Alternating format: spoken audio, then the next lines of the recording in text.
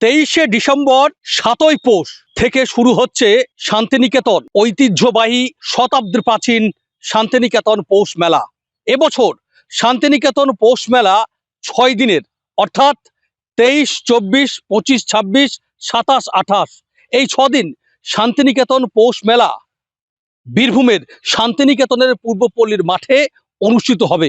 অবশ্যই আমি এই মুহূর্তে দাঁড়িয়ে রয়েছি সেই শান্তিনিকেতনের পূর্বপল্লীর ভুবনডাঙ্গার যে শান্তিনিকেতন পৌষ মেলার মাঠ গ্রাউন্ড, সেই গ্রাউন্ডে আমরা দেখতে পাচ্ছি যে মূলত বলা যেতে পারে যে শান্তিনিকেতন পূর্বপল্লীর যে পৌষ মেলার মাঠ, সেই মাঠ যুদ্ধকালীন তৎপরতায় পরিষ্কার পরিচ্ছন্নতার যে কাজ, সেই কাজ শুরু করে দিয়েছে বিশ্বভারতী বিশ্ববিদ্যালয় কর্তৃপক্ষ, শান্তিনিকেতন ট্রাস্ট, সর্বোপরি বিশ্বভারতীর কর্মী পরিষদ। অবশ্যই আর হাতে মাত্র কয়েকটা দিনের অপেক্ষা, তারপরে এই মেলা।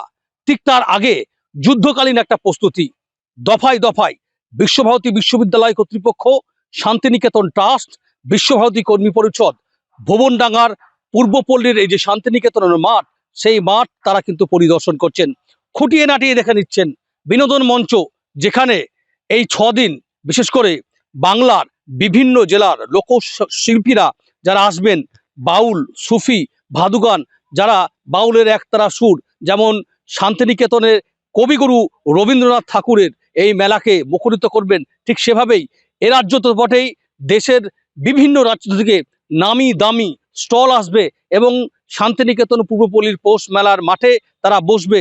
খুব স্বাভাবিকভাবেই একটা যুদ্ধকালীন প্রস্তুতি, একটা চূড়ান্ত পর্যায়ের একটা প্রিপারেশনের যে ছবি, সেই ছবি কিন্তু উঠে আসছে। অবশ্যই বিশ্বভারতী বিশ্ববিদ্যালয় কর্তৃপক্ষ তরফ থেকে বলা হচ্ছে, শান্তিনিকেতন ট্রাস্টের তরফ থেকে বলা হচ্ছে যে এবছর শান্তিনিকেতন পৌষ মেলা সমস্তটাই পরিবেশ বান্ধব হবে, অর্থাৎ আদালতের নির্দেশ অনুযায়ী কোথাও যাতে দূষণ না হয়, যাতে কোনো রকমে পরিবেশ বিঘ্নিত না হয়, সেই বিষয়টির উপর সবচেয়ে বেশি জোর দেওয়া হয়।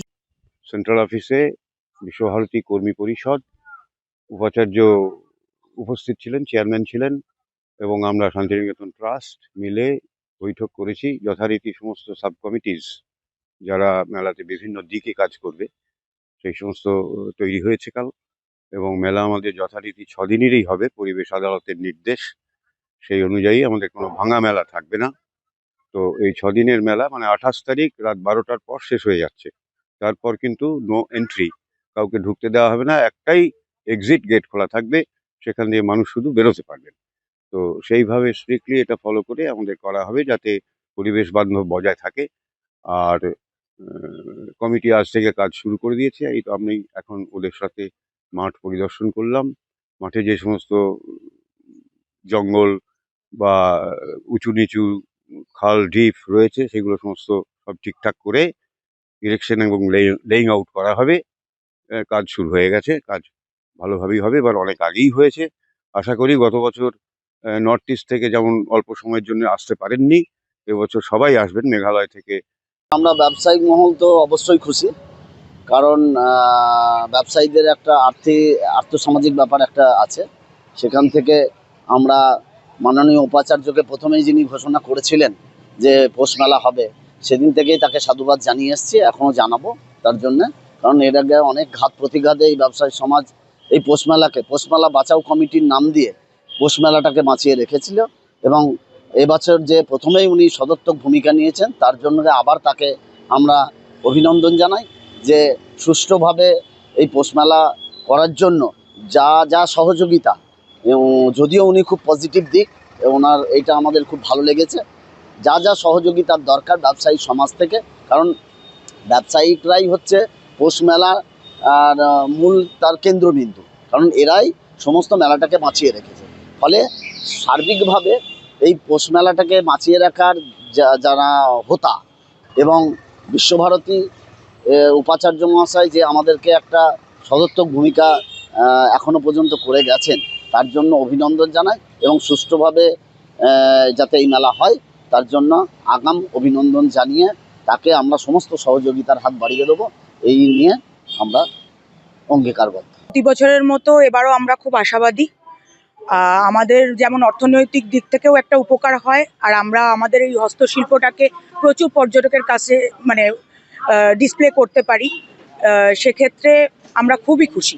শুধু তাই নয়, স্টল বুকিং এর ক্ষেত্রেও কড়া প্রশাসন, এমনটাই বিশ্ববিদ্যালয় কর্তৃপক্ষের তরফ থেকে কিন্তু বলা হচ্ছে। অবশ্যই বেশ কিছু বছর পর আবার নতুন করে বলা যেতে পারে যে জাঁকজমকভাবে এবছর শান্তিনিকেতন অর্থাৎ রবীন্দ্রনাথের এই পুণ্যভূমির মাটিতে পূর্বপল্লীর শান্তিনিকেতন পৌষ মেলার মাঠে এই পৌষ মেলা অনুষ্ঠিত হয়। খুব স্বাভাবিকভাবেই বলা যেতে পারে যে এখানকার যারা ব্যবসায়ী, যারা পর্যটনের সাথে যুক্ত, সেই সমস্ত মানুষজন আবার নতুন করে আশায় বুক বেঁধেছেন, সেটা কিন্তু বলা যেতে পারে।